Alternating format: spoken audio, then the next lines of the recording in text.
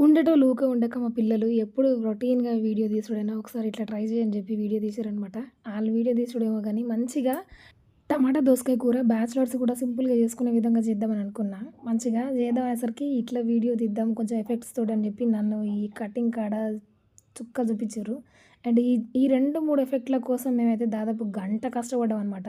దీనిపైన చాలా వీడియోలున్నాయి కదా! నిజంగా అప్పుడు అర్థమైంది నాకు వీళ్ళు ఎంత కష్టపడతారా అని.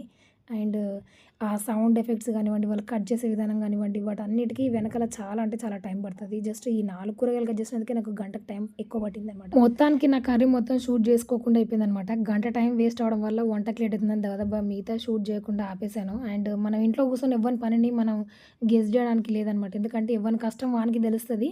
ఎవ్వని రిస్క్ వానికి అర్థమైతదనమాట. ఇంతే గదా! అంతే గదా! వానికేం రిస్క్, వీనికేం రిస్క్ అని అసలు గుడ్డిగా అంచనాలేయొద్దు. కానీ ఇట్లా స్టార్ట్ జేయాలంటే మాత్రం 2, 3 గంటలకు పైగానే టైం పడతది. అండ్ వీడియో నచ్చితే లైక్ జేయండి, షేర్ జేయండి, సబ్స్క్రైబ్ అవ్వండి. Thanks for watching. జై శ్రీరామ్.